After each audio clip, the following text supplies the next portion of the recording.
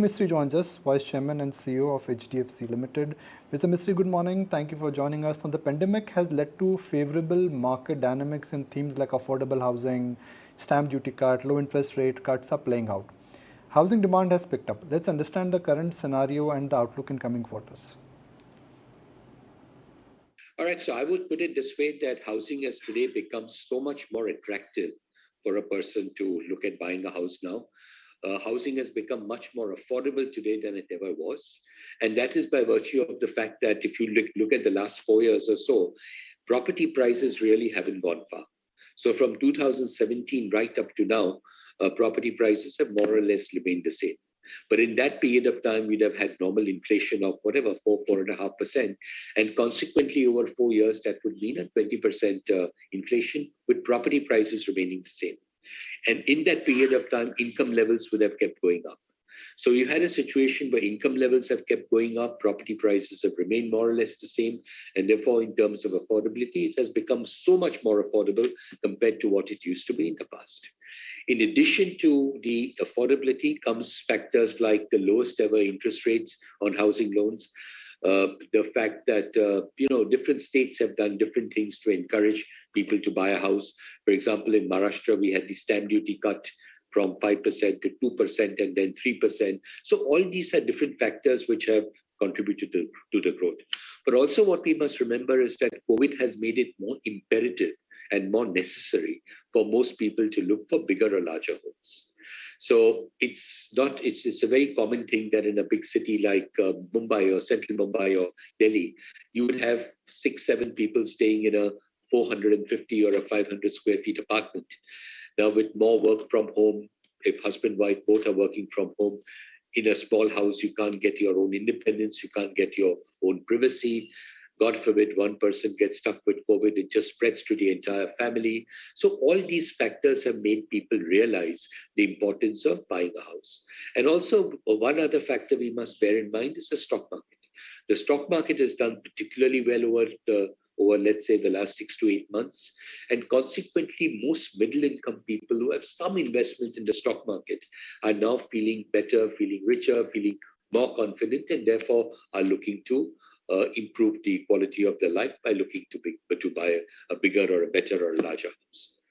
And we see this phenomenon across the country. Help us understand the dynamics of affordable housing, high-end versus affordable housing, outlook of loan book growth in individual as well as non-individual. Okay, so when COVID first came last year, we told investors, our guidance to investors at that time was that the growth will come back, but the growth will come back gradually. We were sort of pleasantly surprised with the pace at which the growth came back. And right from August last year, we have seen every single month the disbursements that we have made, individual loan disbursements we've done have been higher than what we had done in the same month in the previous year. So that is a trend we have seen now for a year. In fact, December 2021 was the highest, December 2020 was the highest in terms of individual loan disbursements. And then that number got breached later on in March 21. So March 21 was the highest ever disbursements we made in history. The second round of the pandemic, the second wave of the pandemic, sometime in May, did slow things down temporarily for about a month or so, but the momentum came back into June. So June disbursements were 79% higher than May, and July disbursements were 14% higher than June. And the momentum has continued as we speak.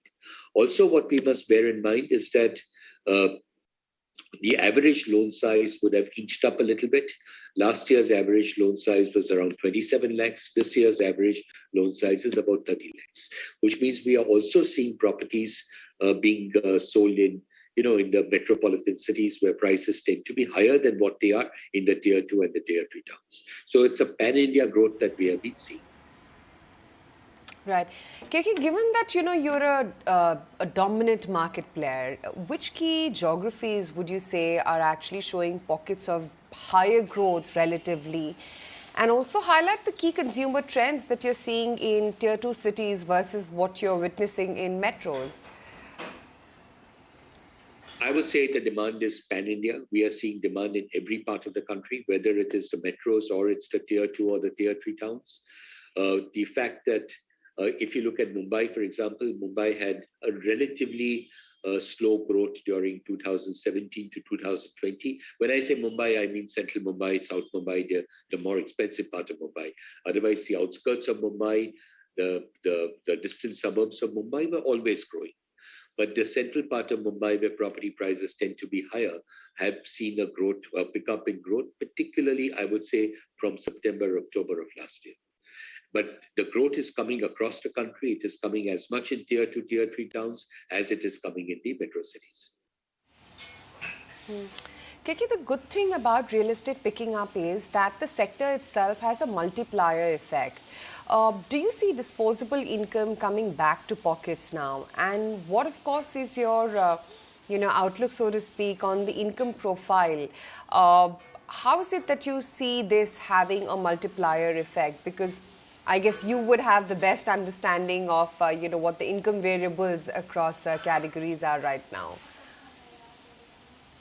Yes, I definitely think so. I think housing has a huge not only a multiplier effect in the sense that it, gives support to industries like cement, steel, paint, power, all these other large industries. And it also supports so many other small industries, the people who make nuts and bolts and various kinds of construction equipment. Also, real estate or housing or construction takes up or creates so many jobs, whether it is direct jobs in the construction business itself or it's indirect jobs in all these other industries I talked about. So if you look at direct jobs, you have masons, carpenters, plumbers, engineers, construction workers, and so on and so forth. So many jobs, so many livelihoods get created when housing gets a boost. What are the key changes according to you COVID has, or what are the permanent changes to your mind which COVID actually has brought out? All right, so I would say the structural demand for housing in India will always remain strong. So leave aside COVID for a moment. COVID has made it, as I said, more imperative or more important for people to look to buy a house now. But even apart from COVID, structurally, the demand for housing in India is always going to be strong and will be there not just for the next 6 months or 1 year or 2 years or 3 years, but to my mind, it will stretch out for more than a decade or maybe more than a decade. There are several reasons for that. One, I already talked about affordability. If you compare the cost of a house as a multiple of the annual income of an individual today and compare the same multiple 20 years ago, you would have seen that there has been a massive improvement in the multiple in the sense that housing has become so much more affordable because gradually over the years, and the same principle I would say, what I talked about the last 4 years, that prices have not really gone up, income levels have gone up. If you take the last 20 years, you will see income levels have gone up faster than property prices. And therefore, gradually, year after year, housing has become more affordable. Secondly, if you look at penetration, the way people look at the penetration, whether the housing markets are saturated or how much growth opportunities are left, globally this is done, is you look at what is called a mortgage to GDP ratio. You look at the outstanding housing loans in the country, compare that with the GDP, arrive at a percentage, and compare that percentage across different countries. In India, the mortgage to GDP ratio is a little under 11%. You compare that to countries like China, you compare that to advanced countries like US, UK, we are so much lesser, so much smaller. And therefore, over the next 3, 5, 7, 10 years, the growth opportunities will be huge. Thirdly, the government has also been very focused on the housing sector because of the multiplier effect that housing has on the economy, which we've talked about. Also, very importantly, is the demographics in India. 2/3 of India's population is below 35 years of age. That's a fact which is well known to your viewers. What everyone will not know is that the average age of a first-time home buyer in India is about 38 or 39 years. So it's not a 20, 25-year-old person who's going and buying a house. It's someone who's already in his late 30s. And with 2/3 of the population today being below 35 years, it really means that 2/3 of the population really today has not even contemplated buying a house.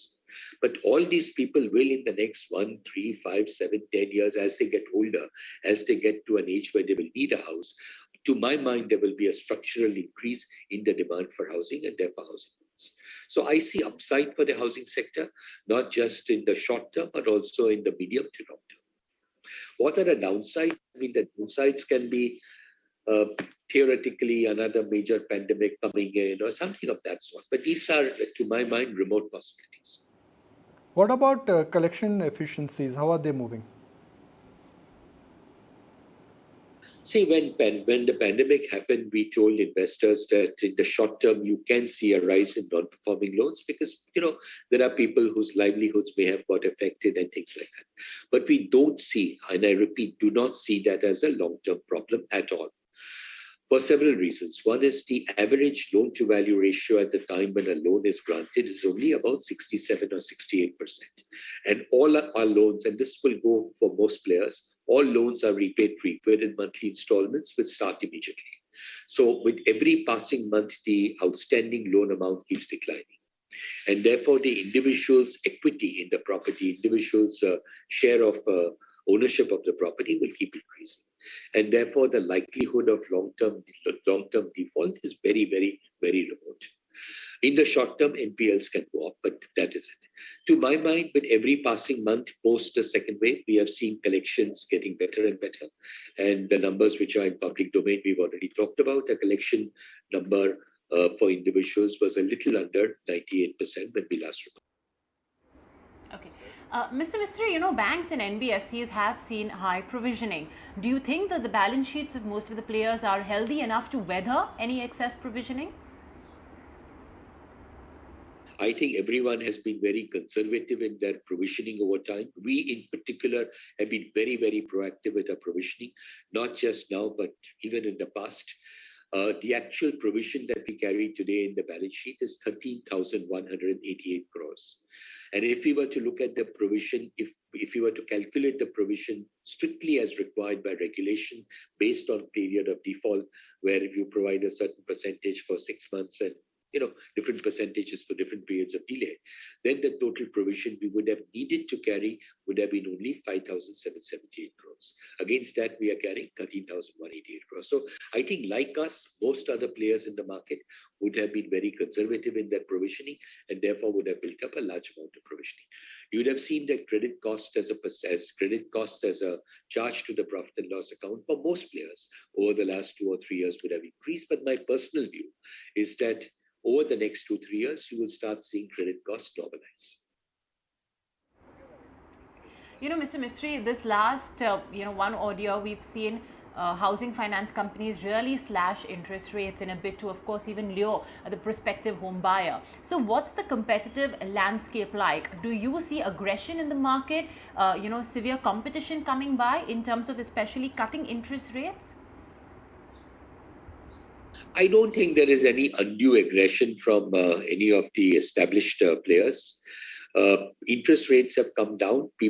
Banks, lenders, their cost of funds have come down and given the benefit of a lower cost of fund to their customers.